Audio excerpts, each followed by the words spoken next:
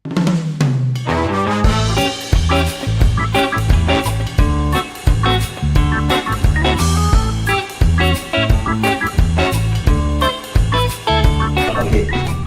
yang tercatat, gue akan fair-fairan ya. Yang tercatat biasanya gitu, hanya sekedar yang tercatat, dan pasti akan ada efek bias. Ya, gitu. Contoh gitu ya, istriku tuh selalu mencatat dan rutin banget gitu ya. Namanya juga orang Padang. Sama. Bersyukur gue nikah sama orang Padang gitu ya. Gue orang Sunda nih gitu ya.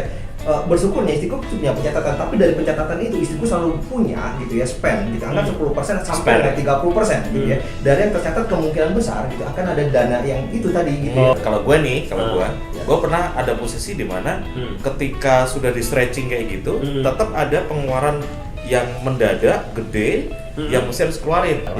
Bahwa kalau kita punya penghasilan, maka manage lah dengan baik. Perlu ada controlling dari masing-masing. Waduh, lu ngomong kayak gitu jadi ngingetin gue nih. Aduh, gue itu udah gak kepikir loh kayak gitu. Gue masih terngiang-ngiang loh itu. Iya. Waduh, gue udah melupakan lo ngomong gitu. Sebenarnya enggak, gue nggak tahu ya, lo ikhlas nggak sebenarnya kalau pajaknya segede gitu THR lo? Nah, sekarang pertanyaannya, kalau kita ikhlas sama enggak, efeknya apa?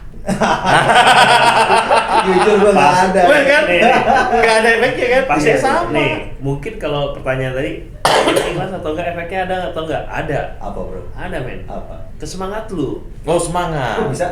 Karena gini, waduh, potongan gede nih. Lebih giat lagi kerja nih. Nyari lagi yang baru. Bangke nyari lagi yang baru, gue pikir lebih giat lagi kerjaan nih. Kalau urusan semangat pada saat dipotong pasti langsung down. Setelah kemudian kita lihat bahwa itu tidak bisa merubah apapun, ya udah semangat aja lah. Lagi pula ngapain? Nggak bisa diapa-apain juga. Bisa diapa-apain. Nah, bicara tentang dipotong, gaji lo setiap bulan lo potong nggak sebagian ke istri lo. Nah, tapi ini menarik. Menarik. Kenapa kalau kita ngomongin tentang gaji ya? Gaji itu kan sebenarnya sesuatu yang kita dapetin dari hasil bekerja atau kita berusaha. Oh, gitu ya. Yakin dari hasil bekerja. Ada ngepetnya Gue juga. Kayaknya lu kalau kerja gabut-gabut aja bro. Gitu ya. Kelihatannya kerja padahal enggak gitu. Iya benar. Benernya kerja gitu. Anggap aja kerja deh, Anggap aja kerja. Ada yang ngomong katanya kalau kerja gabut itu biasanya numpang hidup. Nah, tapi kan begitu apa namanya, kita kerja kelihatannya gabut gitu kan, tetap aja kan dapat gaji ya. Pertanyaannya anggap aja gitu ya. Anggap aja gitu. Pertanyaannya gini, nih kalian nih ya, lu nih om berdua nih, kalau lu dapat gaji, biasanya lu akan lakukan apa? Nih lu terima gaji nih setiap bulannya nih. Pertama kali yang akan lu lakukan apa dengan gaji yang lu dapetin itu? Lo dulu deh. Gue dulu ya. Gak usah rebutan. Gue dulu ya. Oke. Yang duitnya lebih gede. Gue biasanya gini bro, setelah terima gaji, gue inapin semalam dulu bro. Nah, itu ritual gue supaya siapa tahu ada tuyul yang nyetor gitu kan. Paling nggak gini, aduh, gue ngerasain, oh ini waktu semalam. Enggak, tanggal 25 lo gajian. 25 gajian, 26 baru proses. Gue baru proses. Jadi lo masih berasa kayak sehari lah ya. Kayak sehari nggak apa-apa lah ya. Terus 26, gue lihat, gue mesti punya kewajiban apa nih? Oh sekolah anak gue bayar dulu, utang-utang. Itu lo ya, itu dari lo ya. Gue, cicilan-cicilan gue bayar dulu, udah gitu ya. Habis itu gue inepin lagi semalam. Baru 27, 28 gue kasih ke bini. Full. Enggak lah. Pernah nanya nggak? Ya. Emang tiap bulan setiap tanggal berapa sih masuknya uangnya? Lo jujur. Bersyukurnya istri gue nggak pernah nanya. Nggak pernah nanya. Yang penting nggak kepo. Pokoknya yang penting lo kasih setiap bulan. Udah. Gitu ya. Oke lah ya. Kalau nambah, kalau lo kurang, ngomong, baru gue tambahin. Gitu. Tapi gue gini Om, gitu ya. Om Anto. Gua justru malah kepo. Lu nggak semua lo kasih ke istri. Artinya udah lo potong dengan apa namanya angsuran-angsuran, tapi nggak semua lo kasih ke istri. Enggak. Boleh nggak kita kasih tahu, lo kasih tahu ke kita semua nih berapa yang akhirnya lo kasih ke istri, berapa yang lo simpen? Kalau gue ngitung-ngitung sih sekitar ini kali. Porsinya aja. Persentasenya aja. Persentase. Ya 40% lah. 40%. Artinya lu sebenarnya masih lumayan dong untuk lu buat beli apa yang lu suka, hobi lu, atau lu buat bandel-bandel lu gitu. Wah. Masih lumayan dong. Jangan di sini dong. Istri lo denger lagi ya. Tapi gini, ada pesan nggak sih misalkan kayak gini nih, misalkan Bun, ini uang gaji udah masuk nih, ini ayah udah potong nih segini, ini buat bunda nih. Nanti tolong ini ya, diatur buat prioritasin ini itu. Ada ini nggak sih? Ada pesan biasanya gini, gitu nggak sih? bini gue itu udah tahu bahwa sebenarnya yang dikasih untuk dia itu sebenarnya tanda kutip itu bersih, buat makan, buat mereka transport, untuk nganterin sekolah, listrik gue nanggung. Jadi kalau misalnya token lagi udah bunyi tuh, telepon gue, isiin 300. Ayah udah bunyi, udah tutup gitu ya. Nah, jadi kalau urusan hutang, cicilan lah ya, cicilan, duit sekolah anak, kemudian nanti anak juga misalnya ada ekstra yang harus dibayar, itu gue semua. Itu gue semua. Cuma bedanya gitu. si Om Adit gitu ya, ada 40%-nya gitu ya. Ini jujur ya, ke gua nggak ada sama sekali, bro. Oh, gimana? Jujur gitu ya. Prinsipnya sama seperti yang lu bilang gitu ya. Jangan curhat ya. Gua mau sedih duluan di sini deh. Gak ada tisu loh, gak ada tisu. Tapi gua tahu ini cara pandang lagi ya, pandang ya gitu ya. Semua sama gitu ke gua gitu ya, bicara tentang cicilan, tapi bicara tentang kebutuhan itu masuk ke istri gua. Artinya nggak ada sisa sama sekali kecuali di gua nih ya, kecuali adalah gua udah hitung berapa transport gua, berapa biaya komunikasi gua, berapa biaya satu bulan. Sama. Tapi nggak sampai 40%, Om Adit. 40% yang ke istri gua maksudnya. Gitu. Gua sisanya. Cuma nggak ada lebih. Dari situ nggak ada lebih gua buat hobi gua, nggak ada lebih gua buat dalam tanda kutip gitu ya. Lu pikir gua hobinya apaan sih? Anggap apa? Gua kan suka Gundam nih, suka Lego nih. Itu lumayan loh ya. Dan mau nggak mau gua harus cari. Lumayan mahal juga. Betul, gua nggak mau gua cari tambahan. Gua terinspirasi dari Om Anto. Sama. Gitu ya. Kalau ada tambahan itu sebenarnya buat hak kita. Tapi kadang-kadang si anak telepon, "Pak, beliin buku dong, beli mainan dong." Nah, itu dari tambahan tadi. Betul. Nah, dari lu sendiri. Tapi gua mau tanya sedikit ya sebelum masuk ke gua ya. Gini. Perasaan gue lu itu mau menyembunyiin sesuatu. Tahu di akhir-akhir. Iya, akhir-akhir dia. Biasanya akhir paling panjang gitu ya. Tapi gini, pernah nggak ya misalkan dalam setiap bulan nih ya, misalkan kita udah kasih nih ke pasangan kita nih. Nih, Bun, uangnya nih buat bayar ini, bayar itu segala macam. Terus kemudian ada di tengah jalan tuh, ya ini ternyata nggak cukup nih. Tuh. Ada nggak sih momen-momen gitu? Pernah. Terus kemudian kalau sudah kayak gitu tuh biasanya langkah apa nih yang kita lakuin? Kita sebagai kepala rumah tangga kira-kira apa yang biasanya kita lakukan? Gue bisanya gini sih. Gue bisanya gue transfer, bro. Emang butuh berapa? Gitu ya. Kalau duitnya banyak begitu. Betul. Kalau artinya sebenarnya lebih lu banyak. Oh, amin. Banyak. Diaminin aja. Iya. Sampai banyak. Nah, kalau gue sih mikirnya gini, ketika mereka itu yang duit ngepas mereka itu kurang, berarti kurang beneran dong, gitu ya. Kayak kemarin, kayak bulan kemarin nih real ya, istri gue butuh untuk ada yang bocor di belakang, gitu ya. Mesti harus dikalkulasi sekitar 9 juta tuh. Dana darurat tuh. Nah, dana darurat kan. Nah, ya udah, itu dari gua dulu. Gua tapi emang nggak ditabungin ya? Artinya mendadak lu harus keluar segitu. Nah, jadi gini, gua ngomong, ini mesti harus dibayar sekarang atau bisa dibayar tempo. Artinya kalau dibayar tempo di breakdown lagi nih, bisa dicicil atau harus di belakang bayar semua. Gitu kan. Nah, bisa dicicil ya. Ya 9 juta lah, 9 juta sampai 9 juta lah. Itu bisa dicicil 3 bulan kok, itu teman sendiri. Ya udah akhirnya keluar 3 juta. Keluar 3 juta, nanti bulan depannya udah bayar.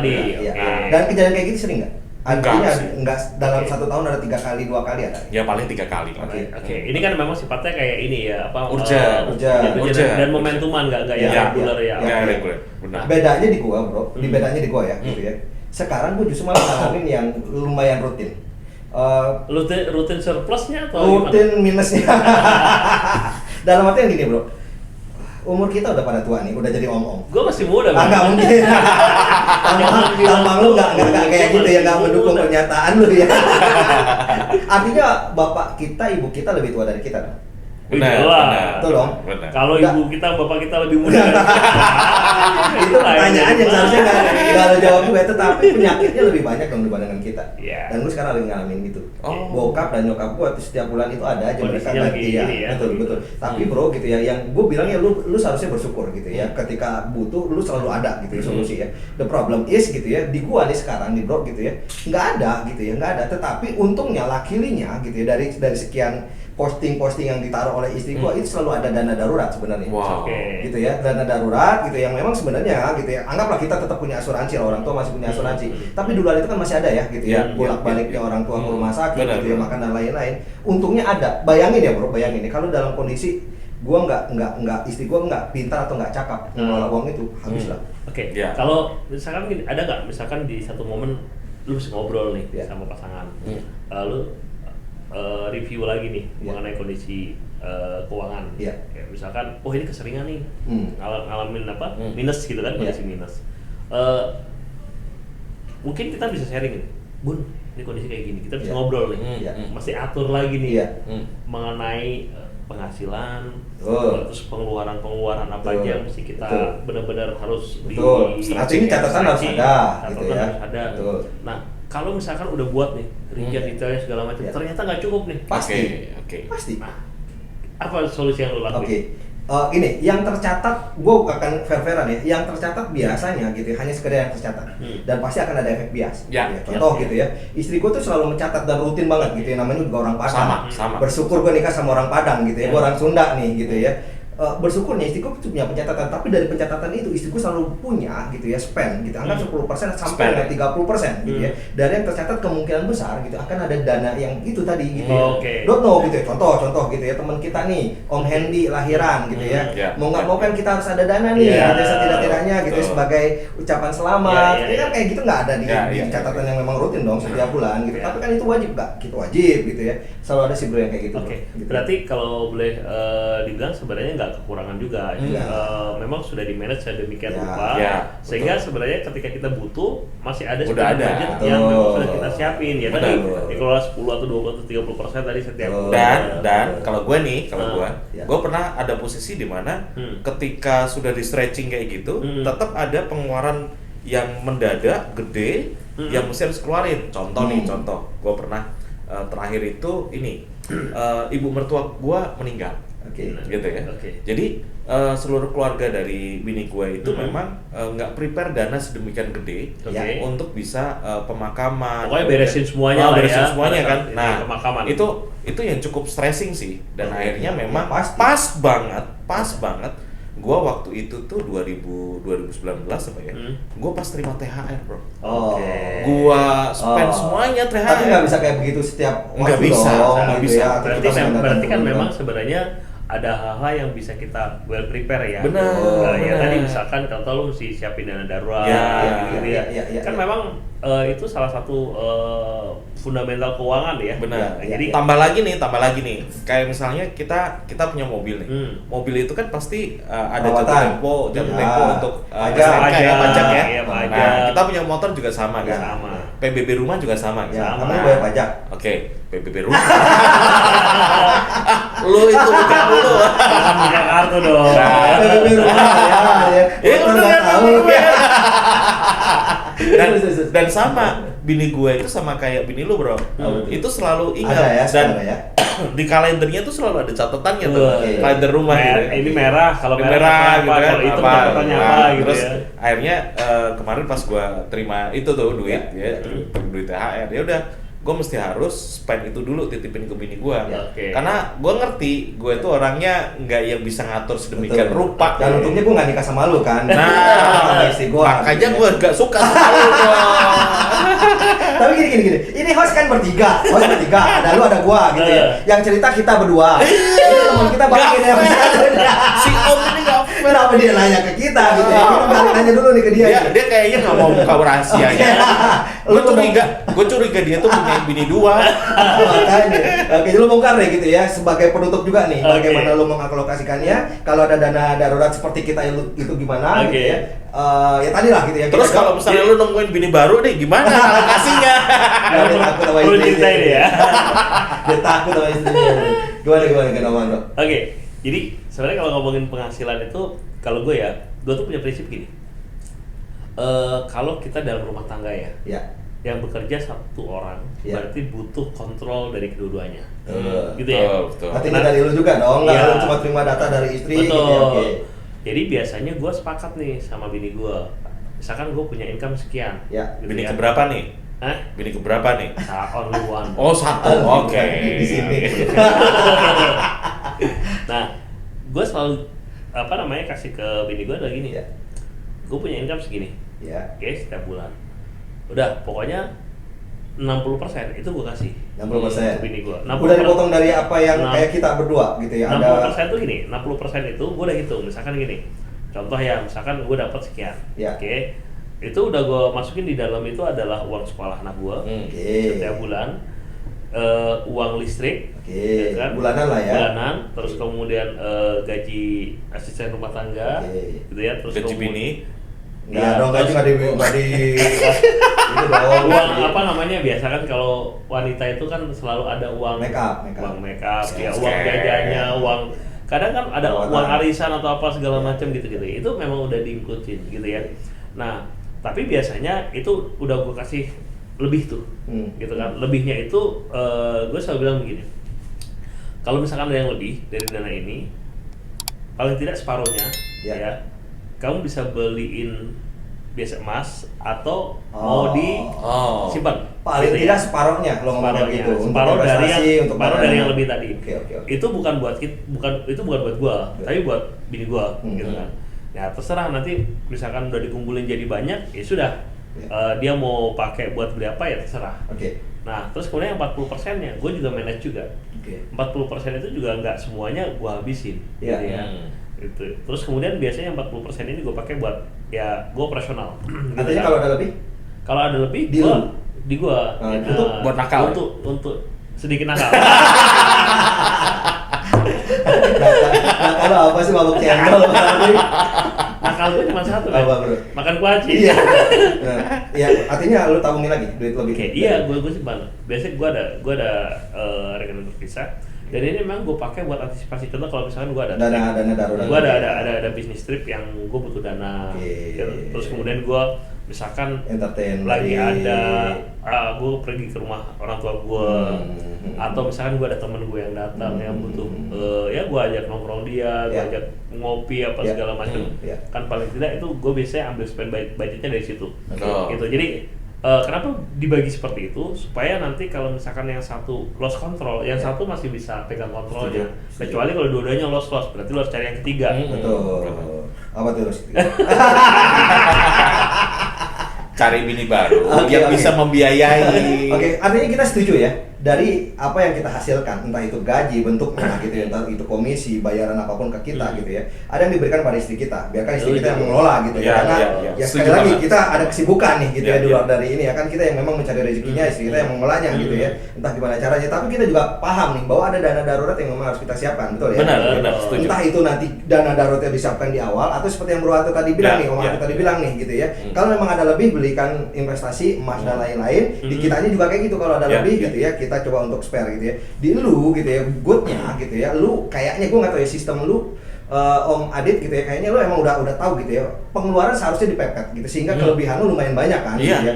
Dan ketika kelebihan lu lumayan banyak, dia nggak hanya pengeluaran, apa tuh? Mepet cewek pun jangan. Geblek lo, geblek. Emang jago mepet sih. So kita paham ya bahwa pengelola uang itu memang harus udah dari kita juga gitu ya. Bukan hanya istri gitu, meskipun istri yang mengelola, sekali lagi gitu ya. Kita juga tahu bahwa setiap bulannya meskipun itu tercatat, meskipun itu punya pattern atau pola, ya kita harus prepare gitu. Iya, betul, benar. Betul. Karena memang kalau bicara tentang penghasilan tuh kalau gue bilang duit panas loh. Iya. Karena begitu lu nggak bisa kelola, ya, selesai. Maka yang terjadi tadi, kadang kan kita selalu berpikir gini ya, gue punya penghasilan gede. Iya. Bayangan kita nih pada saat kita masih punya penghasilan yang relatif kecil, ya sedang lah ya. Kita kan imajinasinya gini, wah kalau gue punya penghasilan gini, gue menabungnya sekian. Bener nggak sih? Iya, selalu bener begitu. Gitu. Padahal ternyata juga naik. Begitu itu terrealisasi, naik nih. Gaya hidup naik. Gue naik nih, mau nggak mau begitu ngelihat apa nih ke toko baju, Tastumi gitu, beli banget, mobil setiap bulan ganti. Rental ganti mobil dia. Udah gitu beli, ya kan? Nah, sebenarnya memang kalau gue bilang ini memang jadi duit panas gitu kan. Maka dibutuhkan ada keseimbangan kontrol. Ya tadi dari pasangan kita dan juga diri kita gitu ya. Apalagi kalau misalkan lu single factor nih, yang bekerja adalah satu orang nih, kepala rumah tangga. Beda lagi kalau misalkan dua-duanya bekerja. Nah kalau dua-duanya bekerja kan enak. Secara controlling akan lebih ini ke diri kita masing-masing ya. Misalkan ya lah, suami punya penghasilan sendiri, istri punya penghasilan sendiri. Mungkin ya udah nih kita taruh uang tengah nih. Uang tengah tuh ya misalkan ya untuk operasional di rumah ya, bayar listrik, air segala macam. Dan sisanya kan mereka bisa pakai buat masing-masing gitu kan. Itu yang terjadi ya. Nah, sebagian besar di kita itu kan yang bekerja itu adalah suaminya gitu kan. Nah itu kan juga maka dibutuhkan satu controlling yang kuat, pengelolaan keuangan yang benar-benar dari masing-masing itu punya kesadaran bahwa ya penghasilan itu benar-benar harus dimanage dengan baik gitu ya. Nah kalau ini nggak terjadi, maka impactnya apa? Impactnya pasti ada. Impactnya adalah boncos. Lu akhirnya apa? Ngutang men. Iya kan? Benar. Pinjam sana, pinjam sini, pakai kartu kredit lu nggak bisa bayar, didatengin DC. Ujung-ujungnya apa? Pinjol ya kan? Pinjol. Lu tembak deh nanti. Tembak deh. DC-nya. Hidup kayak kasus kemarin. Ditembak lo DC-nya lo. Jadi sebenarnya poinnya adalah bahwa kalau kita punya penghasilan, maka manage lah dengan baik. Perlu ada controlling dari masing-masing.